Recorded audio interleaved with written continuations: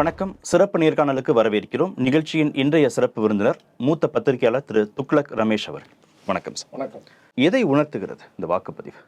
3 விஷயங்களை நான் பார்க்கிறேன்.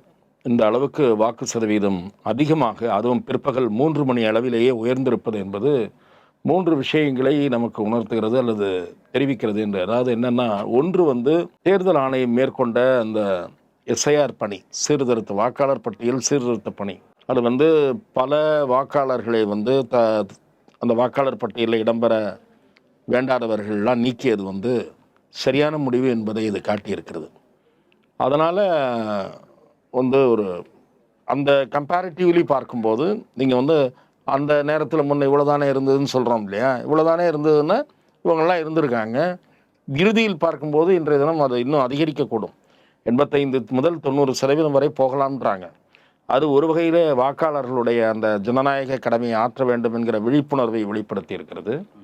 இன்னொரு அடுத்த விஷயம் நான் பார்க்கறது பெருமளவுக்கு இன்றைக்கு இளைஞர்கள் இந்த தேர்தலில் ஆர்வம் காட்டியிருக்கிறார்கள். நான் ஏற்கனவே மதிப்பிட்டபடி தமிழக வெற்றிக் கழகத்தினுடைய தலைவர் திரு விஜய் அவர்கள் இந்த தேர்தலில் ஒரு மிகப்பெரிய தாக்கத்தை ஏற்படுத்துவார் என்று நான் ஏற்கனவே தெரிவித்து வந்த கருத்தை மீண்டும் உறுதிப்பட வலுப்பட நான் தெரிவிக்க விரும்புகிறேன். 3வது முக்கிய விஷயம் ஒன்று இருக்கிறது. 4வது விஷயம்தான் ஓரளவு செயல்பட்டிருக்கும் என்று பார்க்கிறேன். 3வது முக்கிய விஷயம், ஆன்டி இன்கம்பன்சி ஃபேக்டர் எப்போதெல்லாம் இருந்திருக்கிறதோ அப்போதெல்லாம் வாக்கு சதவீதம் அதிகரித்திருக்கிறது. மக்கள் தேர்தலில் ஆர்வம் காட்டாத நேரங்களில் வாக்குப்பதிவு குறைந்திருக்கிறது. இந்த தேர்தலில் பெருமளவுக்கு ஆர்வம் காட்டியிருக்கிறார்கள். இது ஆன்டி இன்கம்பன்சியாகவும் இருக்க வாய்ப்பு இருக்கிறது என்பது முந்தைய ஓரிரு தேர்தல்களில் அதிகம் வாக்கு சதவீதம் வெளிப்பட்ட 73% வாக்கு சதவீதம் வெளிப்பட்ட ஒரு உதாரணத்திற்கு 2011 தேர்தலை நாம் குறிப்பிட முடியும். 4வது சிறிய காரணம் என்று நான் பார்ப்பது, பெருமளவுக்கு இந்த தேர்தலில் விளையாடி இருக்கக்கூடிய பணம். அது உண்மையிலேயே மிகவும் கவலை அளிக்கக்கூடிய ஒன்று. நான் பின்னாலே பேசலாம் என்று நினைத்தேன். ஆனால் முன்னாலே இந்த காரணங்களை சொல்லும் போது இதையும் சேர்த்தே நான் சொல்லியாக வேண்டும். இல்லையென்றால் அது நம்ம இந்த கேள்விக்கு விடாமலே கூட போய்விடுவோம். இடைத்தேர்தல்களில் மட்டுமே இதுவரை பிரதான பங்கு வகித்த பண விநியோகம், பரிசு பொருட்கள் விநியோகம் என்பது எனக்கு தெரிந்து முதன்முறையாக பெருமளவு தொகுதிகளில் நடைபெற்றிருக்கிறது. பெருமளவு என்றால் கிட்டத்தட்ட 80-90% தொகுதிகளில் நடைபெற்றிருக்கிறது. என்ன காரணம்? இதற்கு முன்பு அதுவும் விஜய் தான் காரணம். இதற்கு முன்பு சட்டமன்ற நாடாளுமன்ற தேர்தல்களில் எங்கே பண விநியோகம் இருக்கும் என்றால், வெற்றி வாய்ப்பு சந்தேகமாக இருக்கக்கூடிய வேட்பாளர்கள் அதை செய்வார்கள். அதிகமாக பணம் வைத்திருப்பவர்கள் வாக்கு சதவீத கூடுதலாக காட்டுவதற்காக இதை செய்வார்கள்.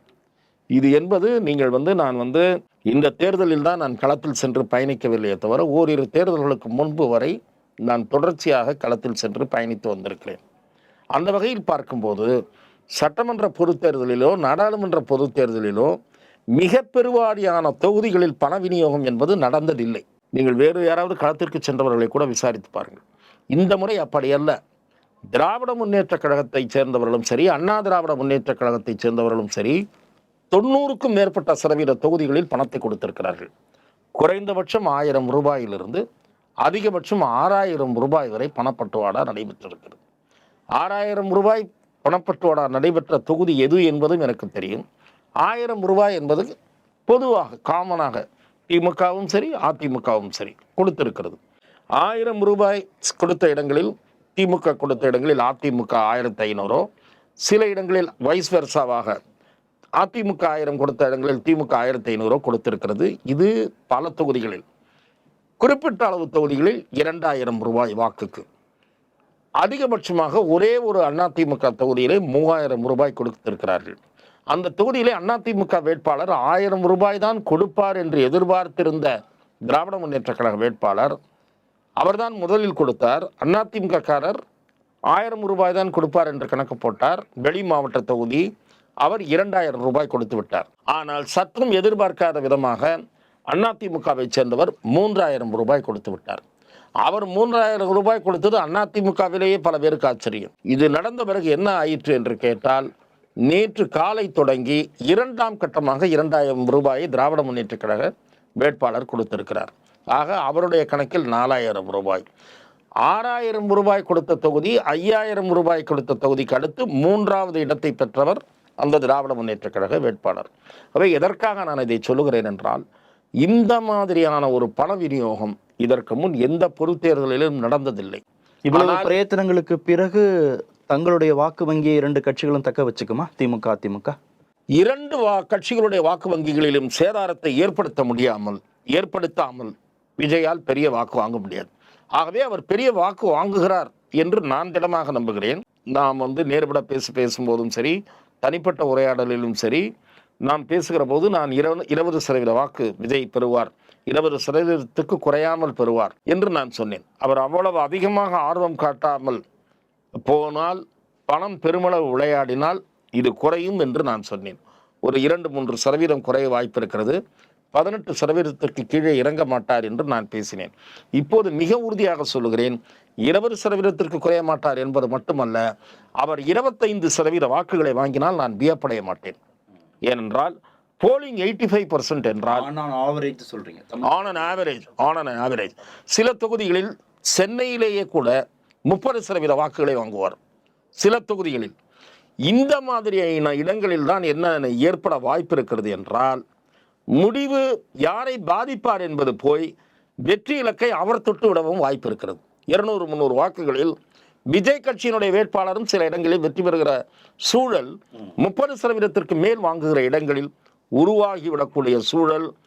எதனால் இப்போது அது வரவும் வாய்ப்பு இருக்கிறது என்று சொல்லுகிறேன் என்றால், 85 முதல் 90% வரை மொத்த வாக்குப்பதிவு சதவீதம் தொடுமானால் இந்த முடிவையும் நாம் எதிர்பார்க்கலாம் என்று நான் சீட்டா கன்வெர்ட் ஆவதும் நடக்கும். இன்னொன்று, திராவிட முன்னேற்ற கழகம் மீண்டும் 2வது இன்னிங்ஸுக்கான வாய்ப்பு குறைகிறதோ என்றும் நான் இந்த வாக்கு சதவீதத்தை வைத்து பார்க்கிறேன். இந்த வாக்குப்பதிவு சதவிகிதம் யாருக்காவது கவலையை தோற்றுவிக்க வேண்டும் என்று சொன்னால், முதலில் கவலையை தோற்றுவிக்க வேண்டியது ஆளுங்கட்சிக்குத்தான் என்று நான் பார்க்கிறேன். ஏனென்றால் ஆளுங்கட்சி மீது பரிவுணர்ச்சியோடு, ஆதரவு உணர்ச்சியோடு பெருவாரியாக மக்கள் திரண்டு வாக்களிப்பார்கள் என்று நான் பார்க்கவில்லை. அம்மாதிரி நான் பார்த்ததும் இல்லை. எப்போது இந்த பரிவுணர்ச்சியோடு, ஆதரவு உணர்ச்சியோடு பார்த்திருக்கிறேன் என்று சொன்னால், எம்ஜிஆர் அவர்களுடைய ஆட்சி கலைக்கப்பட்ட போது 1980ஆம் ஆண்டு நடந்த தேர்தலில், அப்போது கூட இந்த அளவெல்லாம் வாக்கு சதவீதம் கிடையாது. ஆனால் எம்ஜிஆர் ஆட்சி கலைப்பு ஒரு அநீதி என்று மக்கள் கருதினார்கள். ஆகவே எம்ஜிஆருக்கு மொத்தமாக வாக்களிக்க வேண்டும் என்று முடிவு செய்தார்கள். ஆனாலும் கூட திராவிட முன்னேற்ற கழகம் உங்களுக்கு அந்த தேர்தலில் முதல்ல இருந்த இடங்கள்லேருந்து 10 இடங்கள் குறைந்தது. நாம் அதை பார்த்தோம். 1977 48 தொகுதிகளில் வெற்றி பெற்ற திராவிட முன்னேற்ற கழகம் 1980 38 இடங்களில் தான் வெற்றி பெற்றது. பிறகு எம்ஜிஆர் அவர்களும் இந்திரா காந்தி அவர்களும் மருத்துவமனையில் இருந்த எம்ஜிஆர் அவர்களுக்கும் இந்திரா காந்தி அவர்கள் சுடப்பட்டது. அதான் அவர்கள் இன்றைக்கு திராவிட முன்னேற்ற கழகம் சொன்னார்கள், சாவுக்கு ஒரு ஓட்டு, நோவுக்கு ஒரு ஓட்டு என்று போட்டு விட்டார்கள் என்று. அப்போது 22ஆக திமுக குறைந்தது.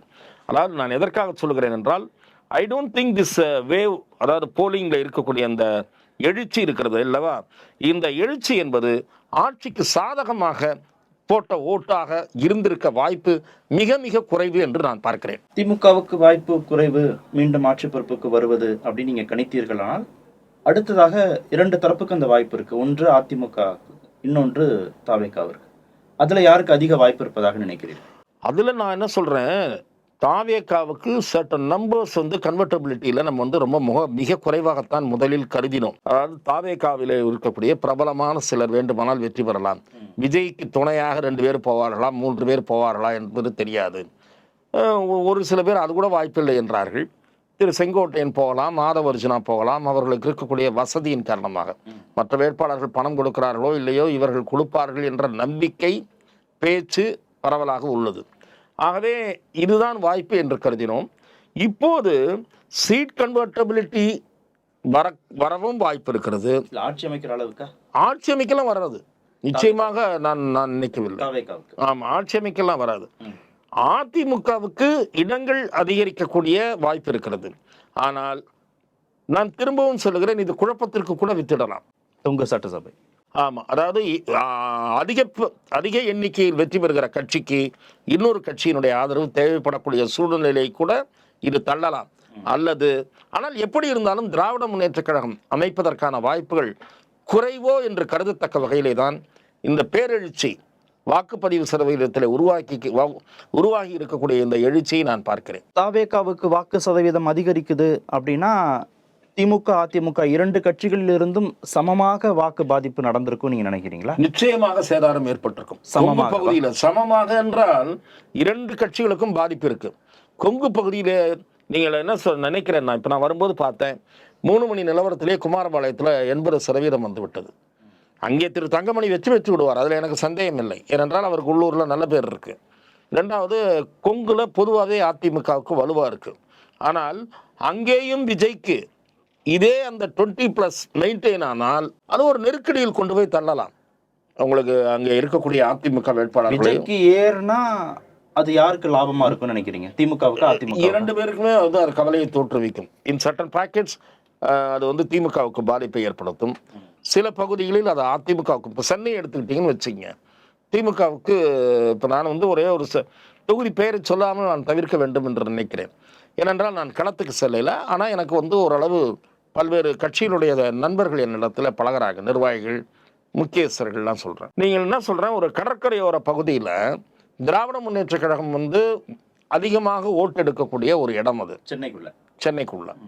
அங்கே விஜய் பெரிய தாக்கத்தை ஏற்படுத்தி இருக்கிறார். அந்த பகுதியில் இருக்கக்கூடிய மீனவ இளைஞர்கள், மீனவர்கள் விஜய்க்குத்தான் வாக்கு என்று தெரிவித்திருக்கிறார்கள். களத்திற்கு சென்ற கணிப்பாளர்களிடம் தெரிவித்திருக்கிறார்கள். அப்போ என்ன ஆகுது, அங்கே டிஎம்கேனுடைய ஓட்டு தான் குறையுது. அங்கே டிஎம்கே வின் பண்ண தொகுதியில் ஒரு டஃப் ஃபைட்டை எதிர்ப்பு இருக்கக்கூடிய என்ன அளவுகோல்னா, திமுகவுக்கு போட்டவர்கள் அந்த பகுதியை சேர்ந்தவர்கள் வெறும், நான் சொல்றது ஃபர்ஸ்ட் டைம் ஓட்டர்ஸ் இல்லை, பொதுவாகவே 30+ இருக்கிறவங்களே கூட பாராளுமன்ற தேர்தலில் திமுகவுக்கு வாக்களித்தவர்கள் இப்ப விஜய் வந்திருக்கிறதுனால விஜய்க்கு வாக்களிக்கிறார்கள். இல்ல, திமுக எதிர்ப்புங்கிறத பொசிஷன் பண்ணிட்டார்ல திரு விஜய். ஆமா, திமுக வெர்சஸ் தாவேக்கான பொசிஷன் பண்ண பிறகும் திமுகவுடைய வாக்குகள் திரு விஜய்க்கு நகரும் நம்புறீங்களா? நிச்சயமா அங்க இருக்காரு. போன தடவை போட்டவங்கன்னு இருக்கு. சரி, இப்போ நான் அதான் சொல்ல வந்தேன், திமுகவுக்கு எப்படி இங்க பாதிக்கப்பட்டதுன்னா, முடிக்கல. வெஸ்ட்டுக்கு போங்க, அந்த வெஸ்ட்டுக்கு நகர்ந்தீங்கன்னா ஒரு ஃபேமிலியில் மொத்தமாக ஏடிஎம்கேக்கு போடுறவங்களா இருப்பாங்க, தடி நெய்கிற குடும்பமாக இருக்கு. இப்போ அந்த ஃபேமிலியில் என்ன ஆகுதுன்னா, மொத்த ஃபேமிலியில் ஏடிஎம்கேக்குன்னு விளையாடுறதுல ஒரு 6 ஓட்டு இருந்ததுன்னா 2 ஓட்டு விஜய்க்கு போகுது. அங்கே ஏடிஎம்கே ஓட்டுலேயும் ஒரு டென்ட் ஏற்படுது. ஒரு அதிமுகவை அவர் விமர்சிக்கலை, அதனால நகர்றதுக்கான சாத்தியக்கூறுகள் இருக்கு. திமுகவை தான் அவர் பொசிஷன் பண்ணிட்டாரு. இல்லை, ஒட்டுமொத்தமாக நான் சொல்ல வந்தது, ஒட்டுமொத்தமாக ஏடிஎம்கேக்கு போடுற ஓட்டுல 2 ஓட்டு குறையுது, விஜய்க்கு விழுது. அதனால 2 பக்கமும் தான் சேதாரம் இருக்கும். அதிகமாக யாருக்கு இருக்கும்னு கேட்டிங்கன்னா திமுகவுக்கு இருக்கும். ஆனால் சில செய்தியாளர்கள், சில ஊடகவியலாளர்கள் என் கருத்திலிருந்து மாறுபடுறாங்க. 2 பேருக்கும் சம அளவு இருக்கும், இல்லைன்னா ஏடிஎம்கேக்கு தான் கூட இருக்குன்றாங்க. அவர்கள் இன்னொரு ஃபேக்டர், நான் உட்பட பல பேர் ஒத்துக்கிற ஃபேக்டர் ஒரே ஒரு விஷயம்தான், என்னென்னா மைனாரிட்டி ஓட்டு வங்கியில் அவர் ஏற்படுத்துகிற சேதாரம். இன்றைக்கு கூட நான் ஒரு ஊடகவியலாளர், அவரோட நான் உரையாடிய போது அவர் சில பேரோட தேர்தல் வாக்குப்பதிவு நேரத்தில் உரையாடி இருக்காரு. இஸ்லாமிய ஆண்கள் அவர்கள் வந்து திமுகவுக்கு வாக்களித்திருக்கிறார்கள். அதே குடும்பத்தைச் சேர்ந்த இஸ்லாமிய பெண், இளம்பெண் விஜய்க்கு வாக்களித்திருக்கிறார். ஸோ ஆக மைனாரிட்டி ஓட்டில் அதுல ஸ்பிளிட் வந்திருக்கு. அதில் ஒரு ஸ்பிளிட் வந்திருக்கு. அந்த ஸ்பிளிட் யாரை பாதிக்குதுன்னா டிஎம்கே தான் பாதிக்குது. ஆக இப்படி மாறுபட்ட பாதிப்புகள் இருக்கின்றன. விஜய் வந்து வெறும் ஸ்பாயிலர் என்று ஒதுக்க முடியாது. அதாவது வந்து இந்த தேர்தலில் வந்து முடிவுகளை புரட்டி போடக்கூடியவர் என்று நாம் பார்க்க வேண்டும். அது ஏன் அப்படி சொல்லுகிறேன் என்றால், நீங்கள் வந்து அரசியல் களம், அவர் தொடர்ந்து, நான் நேற்றைக்கு கூட ஒரு இதில் சொன்னேன், அவர் தொடர்ந்து பயணிக்கக்கூடிய முடிவை எடுத்துவிட்டால் காங்கிரஸ் திமுகவுடன் தொடர்ந்து பயணிக்குமா என்பதை கேள்விக்குறி. ஏனென்றால் இப்போது விருப்பம் இல்லாமல் காங்கிரஸ் திமுகவுடன் இணைந்த முடிவு என்பது திருமதி சோனியா காந்தி லெவலில் போய் இந்த அலையன்ஸ் டிசைட் ஆகிருக்கு. ராகுல் காந்தி லெவலில் இந்த அலையன்ஸ் டிசைட் ஆகலை. ஏன்னா ராகுல் காந்தி இஸ் அகைன்ஸ்ட் இட். அவர் வந்து இந்த கூட்டணியில் அவர் வந்து முழு ஆர்வம் காட்டவில்லை.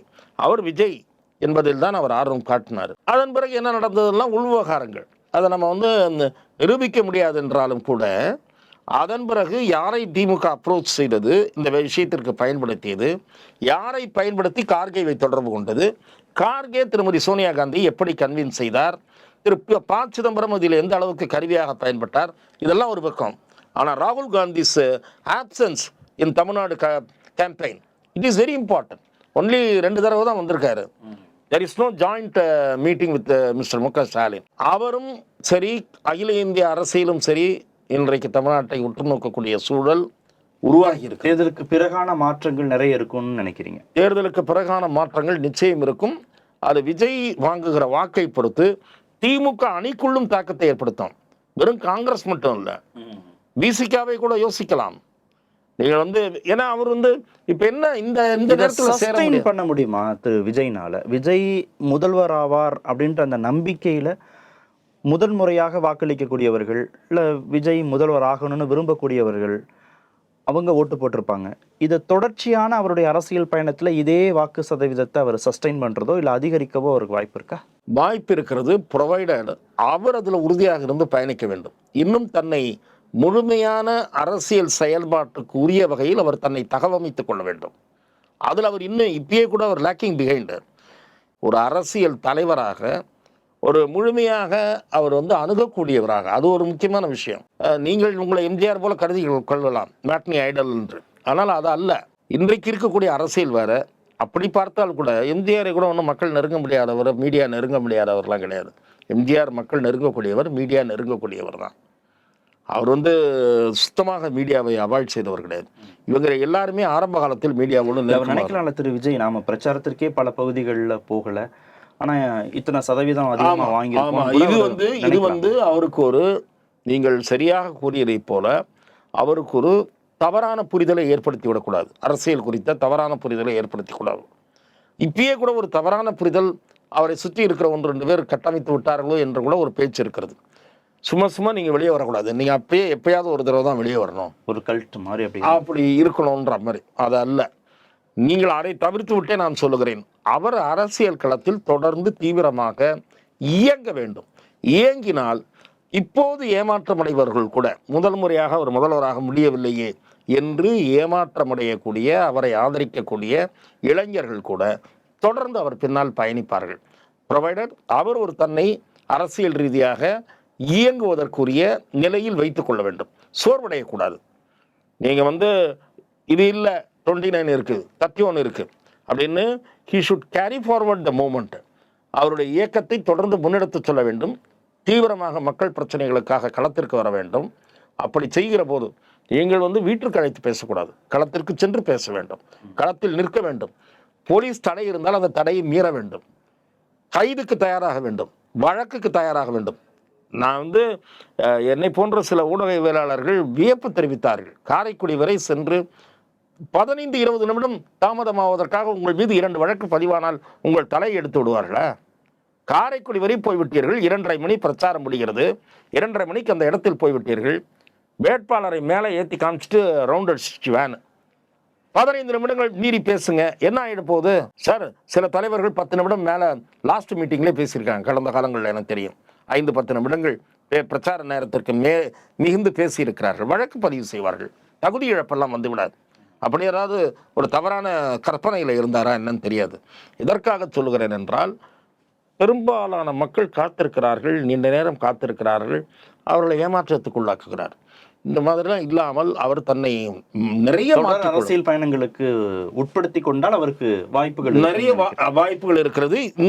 இப்போது கிடைக்கிற ஆதரவு அதிகரிப்பதற்கான சூழலும் இருக்கிறது. ஏனென்றால் இன்றைக்கு அரசியல் களம் என்பது, நான் குறைத்து மதிப்பிட விரும்பவில்லை, திரு மு.க. ஸ்டாலின் அவர்கள் மிக தீவிரமாக களமாடி இருக்கிறார் இந்த தேர்தலில், அதில் எந்த சந்தேகமும் இல்லை. ஆனால் அடுத்த தேர்தலில் அவர் இதே வீரியத்தோடு இதே வேகத்தோடு பயணிக்க முடியுமா என்பது நமக்கு தெரியாது. என்றால் எவ்ரிபடி இஸ் கெட்டிங் ஏஜ்டு.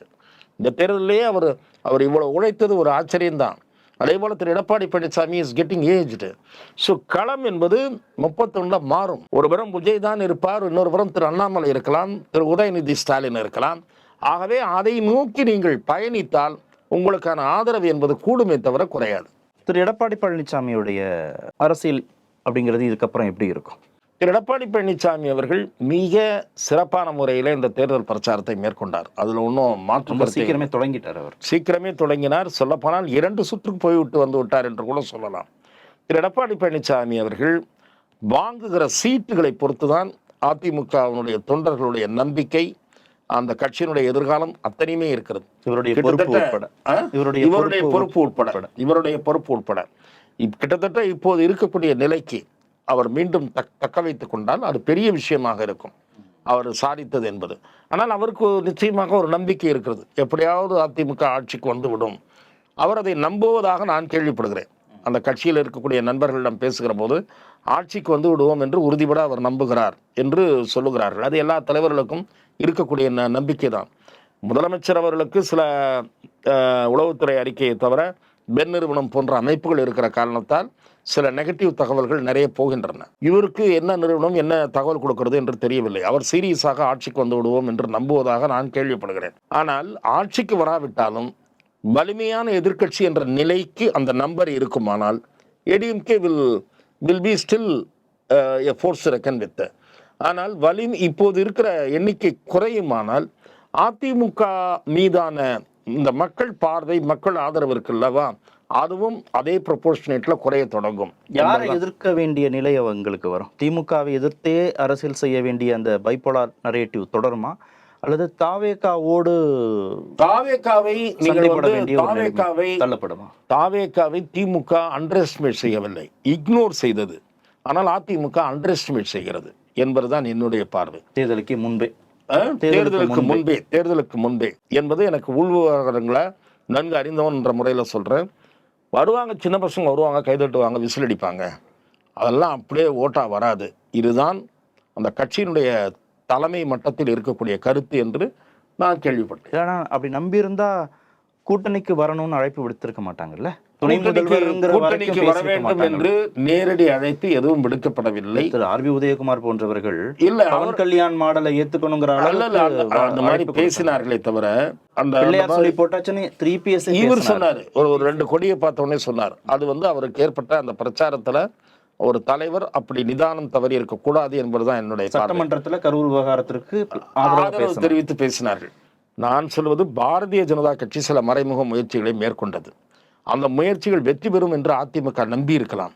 ஆனால் அதிமுக பாரதிய ஜனதா கூட்டணி உருவாவதற்கு முன்தான் ஒரு முயற்சி எடுத்ததை தவிர அதற்கு பின் அதிகாரபூர்வமான பேச்சுவார்த்தையில் ஈடுபடவில்லை என்பதை என்னால் அறுதியிட்டு சொல்ல முடியும். பாரதிய ஜனதா கூட்டணி உருவாவதற்கு முன் அந்த முயற்சியை எடுத்ததாக அதிமுகவை சேர்ந்த தாவேகா தலைமை குடும்பத்திற்கு வேண்டிய ஒரு முன்னாள் அமைச்சர் என்றும் தெரிவித்தார். நன்றி நிகழ்ச்சியில் பங்கேற்றதற்கு. வாய்ப்புக்கு நன்றி. மீண்டும் சந்திப்போம். நன்றி, வணக்கம்.